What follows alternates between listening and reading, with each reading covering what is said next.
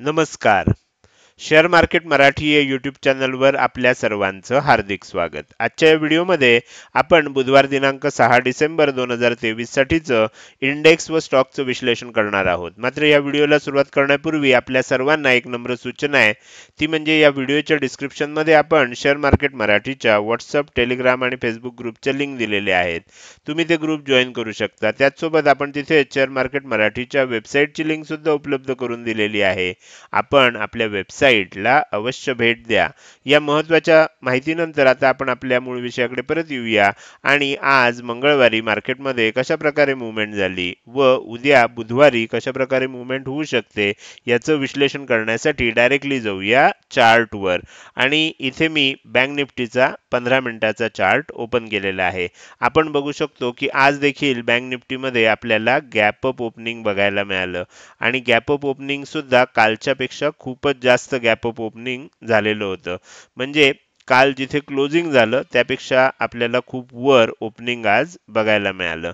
आता ओपनिंग नंतर आपल्याला माहिती आहे की गॅप अप ओपनिंग झाल्यानंतर जेव्हा कंटिन्युअस गॅप अप ओपनिंग होत असतं, म्हणजे आदल्या दिवशी सुद्धा, म्हणजे समजा एक कॅन्डल अशी असेल, दुसरी कॅन्डल समजा गॅप अप ओपनिंग होऊन अशी तयार झाली असेल आणि तिसऱ्या दिवशी परत गॅप अप ओपनिंग होणार असेल, तर ओपनिंग नंतर काय होण्याची शक्यता असते, 2-3 दिवस मागे सलग तेजी होत असल्यामुळे गॅप अप ओपनिंग झाल्यानंतर एकदा प्रॉफिट बुकिंग येऊ शकतं आणि त्या पद्धतीनं तुम्ही बघू शकता एकदा आपल्याला प्रॉफिट बुकिंग आलं. मात्र ह्याच्यामध्ये होतं काय, तर त्याच्या मागचं लॉजिक लक्षात घ्या. म्हणजे तुमच्या लक्षात येईल की आज पहिल्यांदा सेलिंग का आलं, नंतर परत तेजी का झाली, परत सेलिंग का आलं, परत तेजी का झाली आणि मग साईडवेज का झालं. ह्याच्या मागचं जर तुम्हाला लॉजिक समजून घ्यायचं असेल तर मी आत्ता जे तुम्हाला सांगतोय त्यावरनं तुमच्या लक्षात येईल. आता तुमच्या इथे गॅप अप ओपन झाल्यानंतर प्रॉफिट बुकिंग आलं, कारण मागच्या काही दिवसांपासून सलग तेजी होत होती आणि त्यानंतर भरपूर तेजी झाली असल्यामुळे काही जणांना प्रॉफिट बुक करण्याचा मोह होतो आणि त्यामुळे तुम्ही बघू शकता की प्रॉफिट बुकिंग झालं. आता काही लोक असे असतात, काही ट्रेडर्स असे असतात की ज्यांच्या लक्षात येतं अरे एवढी मोठी रॅली झाली, आपल्याला खरेदी करायलाच मिळालं नाही. मग आज खरेदी करायला मिळेल अशी त्यांची आशा होती, मात्र गॅप अप ओपन झाल्यामुळे परत तिथे खरेदी करता आलं नाही. ज्यावेळेला मार्केट खाली येतं, एका ठराविक लेवलला येतं, तिथे काय व्हायला लागतं की प्रॉफिट बुकिंग संपलेलं असतं आणि मार्केट आता आणखीन खाली जात नाहीये. मग अशा वेळेला काय होतं, आता जसं बघा इथून इथपर्यंत आलं आणि इथून वर गेलं, मग बायर्सना ज्यांची ट्रेन इथून इथपर्यंत येईपर्यंत चुकलेली असते त्यांना थोडंसं खाली आल्यानंतर एक संधी दिसायला लागते की आता परत वर जाऊ शकतं आणि त्याच्यामुळे काय होतं की नवीन जे मिस आउट केलेले लोक असतात, ज्यांनी या रॅलीमध्ये संधी घेतलेली नसते, ते लोक त्याच्यामध्ये एंट्री करतात आणि त्याच्यामुळे काय होतं की पुन्हा एकदा आपल्याला तेजी बघायला मिळाली. आता ह्याच्यामध्ये एक गोष्ट लक्षात ठेवा की असं कंटिन्युअस एखादा इव्हेंट झाल्यानंतर व्होलाटाईल होतं. ह्याचं कारण असं असतं की एवढी तेजी झाल्यानंतर आता खूप मोठं सेलिंग करणं कुणालाही शक्य नसतं किंवा सेलिंगसाठी कोणी जास्त पोझिशन बनवत नसतं. मात्र प्रॉफिट बुकिंग करणं हे थोड्या थोड्या वेळानंतर होत असतं. आता पहिल्या सकाळच्या सत्रातच ज्यांना प्रॉफिट बुक करता आलं नाही त्यांना आणखीन वर गेल्यावर आणखीन काही जणांची इच्छा होती की आपण प्रॉफिट बुकिंग करावं आणि त्याच्यामुळे आपल्याला हे आणखीन सेलिंग लक्षात आलं. तुम्ही बघू शकता की ज्या ठिकाणून पहिल्यांदा आपल्याला तेजी झालेली होती त्याच ठिकाणी परत आल्यानंतर पुन्हा तेजी झाली. हे कसं असतं की आपल्याला जे लोक मिस आउट असतात, म्हणजे ज्यांनी ह्या तेजीमध्ये ज्यांच्या लक्षात आलं नाही की आपल्याला तेजी करायला पाहिजे होती, मार्केट पुन्हा तिथे आल्यानंतर त्यांच्या लक्षात येतं की आता ही संधी आहे, आपल्याला तेजी केली पाहिजे. कारण सध्या मोठ्या प्रमाणावर सेलिंग कोणीही करायला बघणार नाहीये. सध्या काय होणार की जिथे जिथे आपल्याला मार्केटमध्ये सेलिंग येईल, प्रॉफिट बुकिंग येईल, तिथे बाय ऑन डिप्स अशीच आपल्या बऱ्याच जणांची रणनीती असणार. त्यामुळे काय होतं, जेव्हा जेव्हा खाली येतं बाय केलं जातं, खाली येतं बाय केलं जातं आणि हे असं आज झालं. ह्याचं कारण उद्या बँक निफ्टीमध्ये एक्सपायरी. आता आपल्याला काय झालंय लक्षात घ्या, हे झालं आज काय झालं. आता तुम्ही जर इथे बघितलं तर मी थोडंसं तुम्हाला डेली टाइम फ्रेम मध्ये नेऊन पण दाखवतो, म्हणजे आपल्याला सध्या मार्केट कुठे पोहोचलंय आणि पूर्वी कुठे होतं हे आपल्याला लक्षात येईल. आता आपल्याला ऑलरेडी समजलंय जसं निफ्टीनं नवीन रोज डे टाइम हाय म्हणजे लाईफ टाइम हाय बनवतोय, तसं बँक निफ्टी सुद्धा आता आपल्याला कालपासून रोज नवीन लाईफ टाईम हाय बनवतोय. म्हणजे आता जितका हाय बनेल तो लाईफ टाईम हायच असणार आहे. तर आपल्याला कारण पूर्वीचा हाय आपल्याला इथे होता हे आपल्याला माहित होतं. तर आता काय झालंय की आता इथून पुढे जात असताना आपल्याला एक गोष्ट लक्षात ठेवायची आहे. सॉरी, मी तुम्हाला चुकीची जागा दाखवत होतो. इथपासून आपल्याला हा लाईफ टाईम हाय होता, थोडंसं अंतर वर होतं. ओके. तर इथून आता रोज म्हणजे काल सुद्धा नवीन लाईफ टाईम हाय झाला, आज सुद्धा नवीन लाईफ टाईम हाय झाला. तर इथून पुढे आपल्याला काय होणार, इथून वर जितकं जाईल तितके दिवस आपल्याला नवीन लाईफ टाईम हायच बनणार आहे. मात्र आता एक गोष्ट लक्षात घ्या की मागच्या काही दिवसांपासून कंटिन्युअस तेजी होतीये. तुम्ही जर बघितलं तर 1, 2, 3 ह्या दिवशी सुद्धा आपण असं म्हणू शकतो की काही मंदी फारशी झाली नाही. त्यामुळे 1, 2, 3, 3, 6, 7, 8 ट्रेडिंग डेज आपण कंटिन्युअस वर जातोय. आणि तुम्हाला इथे जो डब्ल्यू पॅटर्न मी दाखवला होता त्या डब्ल्यू पॅटर्न मध्ये तुमच्याही लक्षात आलं असेल की आता कशा पद्धतीनं चांगलं टार्गेट आपल्याला अचीव झालेलं आहे. तर त्याच्यामुळे आता व्हॉलॅटिलिटी आपल्याला बघायला मिळते. आता खरी नवीन संधी आपल्याला कधी मिळणार आहे? खरी नवीन संधी आपल्याला तेव्हाच मिळणार की थोडंसं उद्या वर जाईल, एकदा चांगल्यापैकी प्रॉफिट बुकिंग येईल आणि हे चांगल्यापैकी म्हणजे एक 400-500 पॉईंट 600 पॉईंट असं प्रॉफिट बुकिंग आलं आणि त्यानंतर परत वर जायला लागेल. त्यावेळेला आपल्याला एक नवीन तिथे प्राइस ॲक्शन होईल आणि मग पुन्हा एक चांगली खरेदीची संधी मिळू शकते. आता प्रॉपर प्राइस ॲक्शन झाल्याशिवाय आपल्याला एकदा खाली येतंय म्हणून आपण लगेच मोठं मंदीची संधी म्हणून त्याच्यामध्ये एंट्री घ्यायची नाहीये. कारण आता जेव्हा जेव्हा खाली येईल पहिल्यांदा सुरुवातीला एकदा खाली येईल तेव्हा ती बायर्स आपल्याला अपॉर्च्युनिटी आहे असं समजून त्याला खरेदी करणार. त्यामुळे बाय ऑन डिप्स होणार. त्यामुळे खाली येत असताना थोडं अंतर खाली आल्यावर लगेच एक बाउन्स आपल्याला बघायला मिळणार. मात्र जेव्हा प्राइस ॲक्शन होईल, आता प्राइस ॲक्शन कशी होऊ शकते की इथून थोडंसं वर गेलं, खाली आलं, प्रॉफिट बुकिंग आलं, परत थोडंसं वर गेलं आणि परत खाली यायला लागलं. आता लक्षात घ्या, पहिला हा इथे बनलेला होता, दुसरा हा इथे बनला आणि हा एम पॅटर्न बनून जर आता इथे खाली जाते, इथे थोडंसं जास्त सेलिंग येऊ शकतं. प्रॉपर प्राइस ॲक्शन बनत नाही तोपर्यंत आता आपल्याला सेलिंग करताना सावध राहायचं आहे. पण बाय ऑन डिप्स तोपर्यंत आपण करत राहू शकतो. तर अशा पद्धतीचं मार्केट आता आपल्याला तयार झालेलं आहे. मी मुद्दाम थोडंसं जास्त वेळ एक्सप्लेन केलं. याचं कारण आपल्याला वर्किंग कसं होतं आणि आपल्याला कशा पद्धतीनं आपला माइंडसेट ठेवावा लागतो, कशा पद्धतीनं आपल्याला त्याच्यामध्ये आपली रणनीती ठेवायला लागते हे समजून सांगण्याचा हा प्रयत्न होता. नक्कीच तुम्हाला याच्यामधनं माहिती मिळाली असेल. आता आपण पुढे जाऊया. उद्यासाठी वरच्या बाजूला इम्पॉर्टंट लेवल म्हणून आपण ही लेवल घेतलेली आहे. ही कोणती आहे? 47,075 ची लेवल आहे. खालच्या बाजूची इम्पॉर्टंट लेवल म्हणून आपण हा जो स्विंग लो बनला तोच घेतलाय आणि ह्या स्विंग लोचं महत्व मी तुम्हाला सांगितलं होतं की हा एरिया चांगला इथे सपोर्ट झोन तयार झालेला आहे. दोन्ही वेळा इथनं सपोर्ट घेतला गेलेला आहे. त्यामुळे खालच्या बाजूची इम्पॉर्टंट लेवल म्हणून आपण ही लेवल घेतली. ही कोणती आहे? 46,736 ची आहे. 46,725 ची लेवल समजणार आहे. वर 47,075 ची लेवल समजणार आहे. याच्यात 250 पेक्षा जास्तचा डिफरन्स असल्यामुळे साधारण 46,905 च्या आसपास आपण काय केलंय, एक सेंटर लाईन सुद्धा काढलेली आहे. आता एक गोष्ट लक्षात ठेवा, आज तुम्ही बघा इथून एकदा वर गेल्यानंतर पहिल्यांदा एकदा खाली आलं म्हणजे इथे ओपन झालं तोपर्यंत आपण 47,000 ची जी लेवल आहे, 47,000 ची लेवल मी मुद्दाम काढून दाखवतो तुम्हाला. ही 47,000 ची लेवल आहे बघा. तर इथून जेव्हा आपल्याला पहिल्यांदा ओपनिंग झालं तर 47,000 च्या खाली होतं, त्यामुळे आपल्याला प्रॉफिट बुकिंग आलं.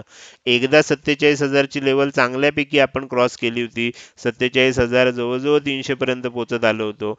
तिथनं जेव्हा सेलिंग आलं आणि त्यानंतर जेव्हा आपण वर जातोय, जेव्हा जेव्हा 47,000 च्या खाली यायचा प्रयत्न होतोय, बाईंग होतोय, खाली बाईंग. म्हणजे 47,000 ची लेवल आपल्याला आता काय म्हणून काम करतेय? 47,000 ची जी लेवल आहे ही आता आपल्याला सपोर्ट म्हणून काम करतेय. त्यामुळे मी इथे 47,900 ची ठेवली आहे. सेंट्रल लाईन आहे आणि ती बरोबर मधोमधच येते. याचं कारण असं आहे की 47,000 च्या खाली 100 पॉईंट आपल्याला कुशन ठेवायला पाहिजे. जर 46,900 ची लेवल ब्रेक झाली तरच आपण असं म्हणू शकतो की 47,000 ब्रेक झालं आणि मग आपल्याला आणखीन खाली येऊ शकतो. कुठपर्यंत येऊ शकतो? 46,725 पर्यंत येऊ शकतो. इथून इथे येईपर्यंतच आपल्याला जवळजवळ 200-300 पॉईंट आपल्याला मिळालेले असणार आहेत. त्यानंतर सुद्धा जर ही लेवल ब्रेक झाली तर मग इथे काय होईल बघा, एम पॅटर्न तयार होईल. मी मगाशी जसं म्हणत होतो, इथपर्यंत तेजी झाली, इथपर्यंत गेलं, परत इथपर्यंत झालं आणि उद्या इथून खाली येत असेल तर मग एम पॅटर्न तयार होईल आणि ह्या एम पॅटर्नचा ब्रेकआउट सुद्धा ह्याच्या खाली येऊ शकतो. आणि तसं झालं तर एक प्रॉफिट बुकिंग चांगल्यापैकी आपल्याला बघायला मिळू शकतं. पुन्हा एकदा 46,000 ची लेवल टेस्ट करायला आपण मग खाली जाऊ शकतो. अर्थात त्याच्यापर्यंत जाईपर्यंत खूप अंतर आहे. त्याच्या आधी 46,500 ची लेवल आपल्याला टार्गेट म्हणून ठेवू शकतो. तर ह्या पद्धतीने आपल्याला उद्या विचार करायचा आहे. मात्र असं झालंच नाही, फ्लॅट ओपन झालं आणि पुन्हा वर जायला लागलं.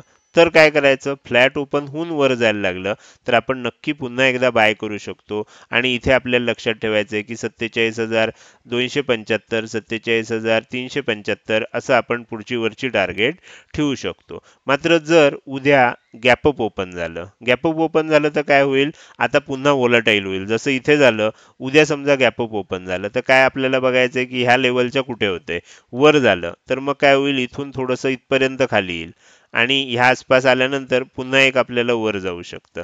जसं आज झालं अशा पद्धतीनं आपल्याला सकाळच्या सत्रामध्ये होऊ शकतं. आणि मग काय प्राइस ऍक्शन होतीये, मग ती प्राइस ऍक्शन होताना आपल्याला डब्ल्यू पॅटर्न बनतोय का, एम पॅटर्न बनतोय का, एन पॅटर्न बनतोय का, हे बघून मग आपण त्याच्यामध्ये निर्णय घेऊ शकतो. आता ह्या पद्धतीनं तुमच्या लक्षात आलंच असेल की कशा बाजूला आपल्याला विचार करायचा आहे. गॅपडाऊन ओपन झालं तर आपल्याला बघायचं आहे की ही लेवल ब्रेक होतीये का. ही लेवल ब्रेक झाली तर एम पॅटर्न तयार होईल आणि मग आपल्याला एक चांगलं सेलिंग सुद्धा उद्या बघता येऊ शकेल. मात्र तोपर्यंत आपल्याला सेलिंगचा जास्त विचार करायचा नाहीये. तर हे झालं बँक निफ्टीचं अनालिसिस, ज्याच्यामध्ये उद्या विकली ऑप्शन एक्सपायरी आहे. आता आपण पुढे जाऊया आणि निफ्टीचा चार्ट बघायला सुरुवात करूया. तर निफ्टीमध्ये सुद्धा तुम्हाला त्याच पद्धतीनं सगळ्या गोष्टी लक्षात ठेवायच्या आहेत. त्यामुळे मी निफ्टीचा चार्ट फक्त तुम्हाला एक्सप्लेन करतो, बाकी लॉजिक तुम्हाला आता लक्षात आलेलं आहे. त्यामध्ये सुद्धा तुमच्या लक्षात येईल, ओपन झाल्यानंतर आदल्या दिवशीचं ज्या एरियामध्ये क्लोजिंग असतं तिथपर्यंत आपल्याला येऊ शकतं. तसं आलं, पुन्हा वर गेलं, परत खाली आलं. फक्त इथे एक गोष्ट लक्षात ठेवा की निफ्टीमध्ये दुपारच्या सत्रामध्ये आपल्याला कंटिन्युअस तेजी झाली आहे आणि ती तेजी होत असताना आपण डे हाय क्रॉस करून त्याच्यावर क्लोजिंग देण्याचा प्रयत्न केलेला आहे. तर त्याच्यामुळे निफ्टी जास्त स्ट्रॉंग दिसतोय. बँक निफ्टीमध्ये उद्या एक्सपायरी असल्यामुळे आज थोडंसं आपल्याला त्याच्यामध्ये जास्त तेजी बघायला मिळाली नाही. तर आता इथे काय आहे, वरच्या बाजूची इम्पॉर्टंट लेवल म्हणून आपण ही लेवल घेतली आहे. ही लेवल कोणती आहे, तर 20,864 ची. आपण 20,850 ची लेवल आहे असं समजणार. फ्लॅट ओपन झालं आणि 20,850 च्या वर टिकत असेल तर मग 20,900, 20,950 आणि 21,000. तुम्हाला माहिती आहे ही राऊंड फिगर असल्यामुळे हेच आपल्यासाठी काय असणार आहे, फायनल टार्गेट असणार आहे. गॅपअप ओपन झालं, सेलिंग येऊ शकतं. त्यानंतर काय प्राइस ऍक्शन होतीये, कारण उद्या बँक निफ्टीमध्ये थोडं निगेटिव्ह जाण्याची शक्यता आहे, थोडं प्रॉफिट बुकिंग येण्याची शक्यता आहे. त्यामुळे कशा पद्धतीनं मुवमेंट होते हे बघणं इंटरेस्टिंग असणार आहे. आता खालच्या बाजूची जी इम्पॉर्टंट लेवल आहे ती आहे 20,789 ची. आपण इथे तुम्ही बघू शकता, इथपर्यंत तेजी झाली, इथे एक प्रॉफिट बुकिंग आलं आणि मग वर गेलं, म्हणजे इथे एक प्राइस ऍक्शन बनली आहे. त्यामुळे आपण ही लेवल घेतली. आता ही लेवल काय आहे समजणार आहे, 20,775 ची लेवल आहे. जर समजा 20,775 च्या खाली आपल्याला ब्रेकडाऊन आलं तर मग पहिलं टार्गेट आपल्याला 20,725, दुसरं असणार 20,675 आणि तिसरं असणार 20,625. अशा पद्धतीनं आपण ह्याच्यामध्ये खाली जर येणार असेल तर येऊ शकतो. ती ही गोष्ट लक्षात ठेवायची आहे. तर हे झालं निफ्टी आणि बँक निफ्टीचं अनालिसिस. आता उरलेले जे दोन इंडेक्स आहेत, ज्याच्यामध्ये सगळ्यात पहिला निफ्टी आहे, तर फिन निफ्टीचा चार्ट मी तुम्हाला इथे दाखवतोय, ज्याच्यामध्ये इम्पॉर्टंट लेवल मी ऑलरेडी काढलेले आहे. तर तुम्ही याचं काय करू शकता, स्क्रीनशॉट घेऊन ठेवू शकता. तर हा चार्ट मी तुम्हाला इथे दाखवतोय. तर हा आहे फिन निफ्टीचा चार्ट, याचा स्क्रीनशॉट तुम्ही घ्या. त्यानंतर तुम्हाला उरलेला जो शेवटचा इंडेक्स आहे निफ्टी मिड कॅप सिलेक्ट, त्याचा सुद्धा तुम्हाला चार्ट दाखवतो. त्याच्यावर सुद्धा तुम्ही काय करू शकता, विश्लेषण करू शकता, अभ्यास करू शकता. आणि त्यासाठी तुम्हाला मी मी काढलेल्या ज्या लेवल्स आहेत त्या तुम्हाला इथे प्रॅक्टिससाठी देतो. याचा सुद्धा तुम्ही स्क्रीनशॉट काढून ठेवू शकता. तर हे झालं चारही इंडेक्स मधलं अनालिसिस. आता आपण थोडंसं पुढे जाणार आहोत आणि आपल्याला आता इंडेक्सच्या अनालिसिस नंतर स्टॉकच्या अनालिसिसकडे जायचंय. त्यासाठी मी पुन्हा एकदा तुम्हाला चार्टवर घेऊन जातो आणि इथे आपण सगळ्यात पहिल्यांदा काय करूया, चार्टची जी टाइम फ्रेम आहे ही डेली टाइम फ्रेम मध्ये सेट करूया. आता डेली टाइम फ्रेम मध्ये आपण सेट केल्यानंतर मी तुमच्यासाठी काही इंडेक्सचं अनालिसिस करणार आहे. काल सुद्धा मी थोडंसं निगेटिव्ह इंडेक्सचं अनालिसिस केलं होतं, कारण आज प्रॉफिट बुकिंग येण्याची शक्यता होती. तर आज मी तुम्हाला त्यापूर्वी अदानी ग्रुप ऑफ कंपनीज जे आहेत, ज्यामध्ये अनेक शेअर्स आहेत. आपल्याला माहिती आहे अदानी एंटरप्राइजेस आहे, अदानी पोर्ट्स आहे, त्यानंतर खूप आहे अदानी ग्रीन म्हणून आहे, त्यानंतर अदानीचं टोटल गॅस म्हणून आहे, तर अदानी विल्मर म्हणून आहे. खूप कंपन्या आहेत अदानी कंपनी ग्रुपच्या. तर त्याच्यामध्ये आज सगळ्या शेअर्समध्ये खूप मोठी तेजी बघायला मिळाली. आता तुम्ही अदानी एंटरप्राइजेस ही जी मेन कंपनी आहे त्यांची, तर त्याचं थोडंसं मी तुम्हाला माहिती सांगतो की आपल्याला काय झालंय की ज्या वेळेला अदानीच्या बाबतीत तुमच्यापैकी बऱ्याच जणांना माहिती आहे की अमेरिकेतली एक कंपनी आहे हिंडनबर्ग म्हणून. तर त्या हिंडनबर्गनं ज्या वेळेला रिपोर्ट दिला होता, त्यानंतर त्याच्यामध्ये आपल्याला खूप मोठं सेलिंग आलं. त्यानंतर बराच काळ असा झाला की आपल्या सुप्रीम कोर्टामध्ये, त्यानंतर अमेरिकन एजन्सीज त्याचा तपास करत होत्या. आपल्या सुप्रीम कोर्टामध्ये नुकतीच त्याचं जी सुनावणी होती ती संपली आहे आणि रिझल्ट लागणार आहे. मात्र सेबीनं जो काही त्याच्यामध्ये हे केलं, तपास केला, तर त्याच्यामध्ये त्यांना काही फारसं आढळलं नाही. आता असं झालंय की अमेरिकन तपास यंत्रणांनी सुद्धा जी काही तपासणी केली त्याच्यामध्ये त्यांनाही फारसं काही आढळलं नाही. आणि त्यामुळे अदानी एंटरप्राइजेसवर जे काही अमेरिकेमध्ये त्यांना कर्ज घेण्यापासून जी काही बंदी होती, त्यांना कर्ज मिळत नव्हतं, तर ती बंदी आता उठलेली आहे आणि त्यांना आता एक अदानी ग्रीन या कंपनीला एक मोठं कर्ज अमेरिकेमधनं मंजूर झालेलं आहे. तर त्याच्यामुळे आता हे बऱ्यापैकी आपल्याला असं लक्षात येतंय की जे खूप मोठं सेलिंग झालं होतं, मी मुद्दाम हा चार्ट इथे छोटा दाखवतोय, म्हणजे 4190 ला असताना तिथून जे सेलिंग झालं होतं त्यामध्ये ₹1000 हा स्टॉक खाली आला होता. म्हणजे तुमच्या लक्षात येईल 75% त्याच्यामध्ये काय झालं होतं, स्टॉकची किंमत कमी झाली होती. त्यानंतर मग तो हळूहळू आपण इथे बघू शकतो की पहिल्यांदा तेजी आली. पहिली आलेली तेजी कधी त्यात बाय करायचं नसतं. मग इथे आपल्याला एक प्राइस ॲक्शन बनायला लागली. मग बराच काळ ह्या एरियामध्ये अडकला आणि इथे तुम्हाला अडकला त्याचं कारण सांगतो. ही 50% ची लेवल होती. म्हणजे हा जो हाय बनलेला होता तो हिंडनबर्गचा रिपोर्ट येण्यापूर्वी, आणि हिंडनबर्गचा रिपोर्ट आल्यानंतर हा जो लो बनला, म्हणजे 4190 पासून ₹1017 पर्यंत, ह्यांचं जी 50% लेवल आहे ती ही लेवल आहे.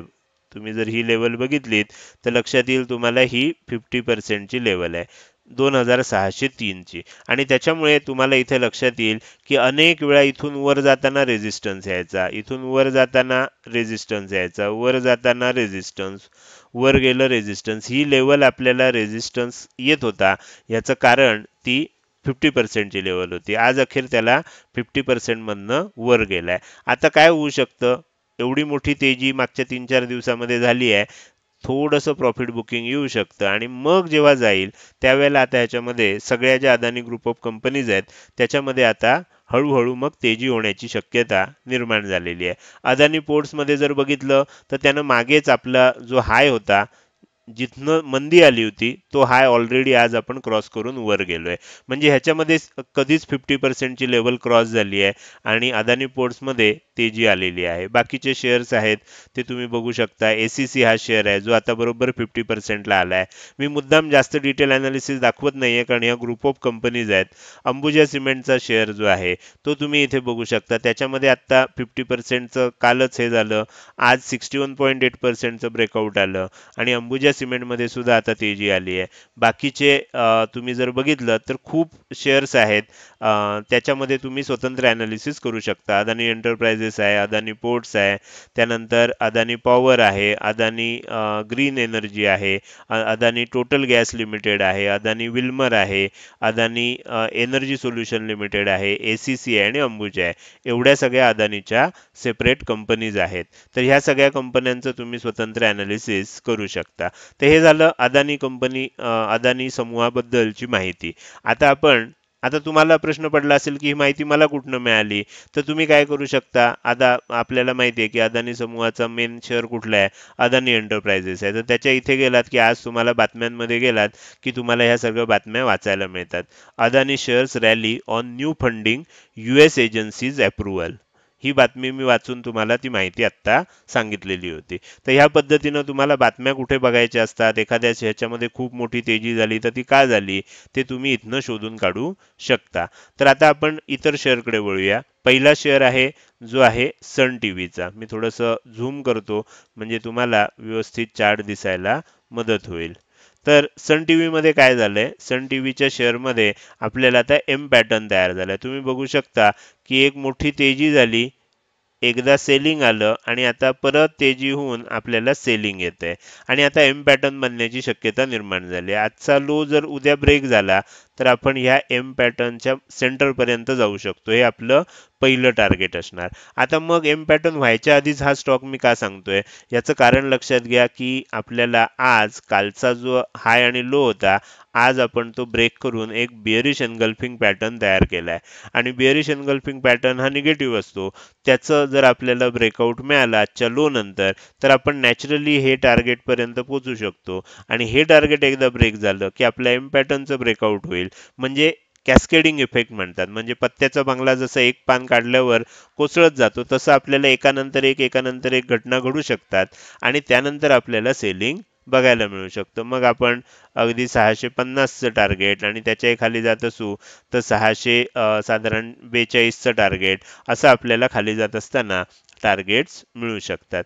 तर हा झाला सन टीव्ही या कंपनीचा शेअर ज्याच्यामध्ये आता आपल्याला दिसतंय. उद्या समजा हा लो ब्रेकच झाला नाही, वरच्यावर गेलो आपण, तर मग आपल्याला हा ब्रेकआउट आला नाही आणि त्याच्यामध्ये आपल्याला ट्रिगर आला नाही असं आपण समजू. दुसरा शेअर आहे जो आहे आयबुल हाऊसिंग फायनान्स. हा आता मेक और ब्रेकवर आलेला आहे. कसं काय ते मी तुम्हाला इथे दाखवतो. इथे लक्षात घ्या काय झालं होतं, मी तुम्हाला हा शेअर पूर्वी सुद्धा दिलेला आहे. तुम्हाला आठवत असेल इंडियाबुल हाऊसिंग फायनान्समध्ये ही ट्रेंड लाईन सांगितलेली होती आणि ज्यावेळेला इथपर्यंत आलं होतं त्यावेळेलाच दिलं होतं आणि त्यानंतर खूप चांगलं ब्रेकआउट आपल्याला बघायला मिळालं होतं. काय झालंय बघा, इथपर्यंत गेलं, रेजिस्टन्स घेतला, खाली आला, एन शेप बनवून आपण वर गेलो. ब्रेकआउट खूप चांगला मिळाला, आपल्याला अपेक्षित टार्गेट मिळाली. ब्रेकआउट नंतर आपल्याला माहिती आहे की एकदा वर गेल्यानंतर लेवल टेस्ट करायला खाली येतं.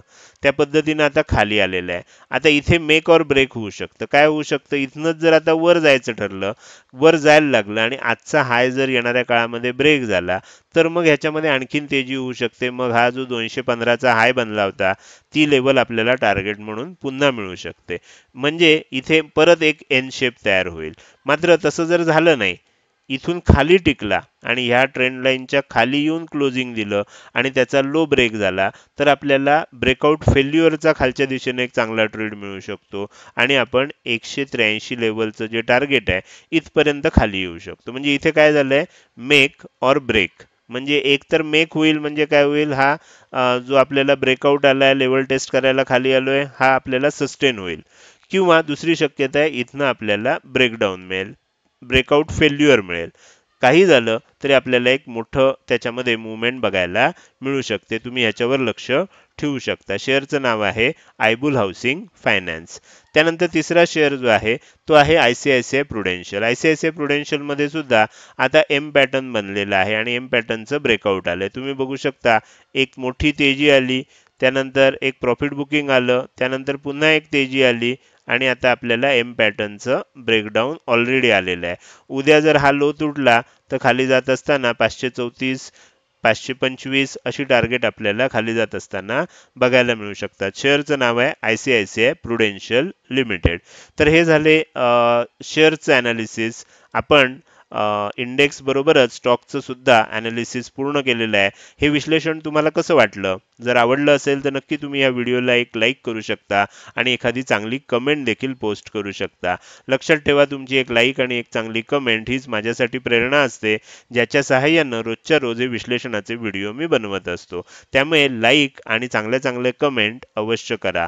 त्याचसोबत हा व्हिडिओ तुम्ही अजूनपर्यंत बघताय आणि अजूनही जर तुम्ही शेअर मार्केट मराठी आपल्या यूट्यूब चॅनलला सबस्क्राईब केलं नसेल तर कृपया सबस्क्राईब करा आणि शेजारी असणाऱ्या बेल आयकॉनला क्लिक करून ऑल असं नोटिफिकेशन निवडा. म्हणजे मी अपलोड केल्या इथून पुढे प्रसिद्ध होणारे व्हिडिओ तुम्हाला विनाविलंब बघता येतील. आजच्या व्हिडिओमध्ये मी इथेच आपली रजा घेतोय. धन्यवाद.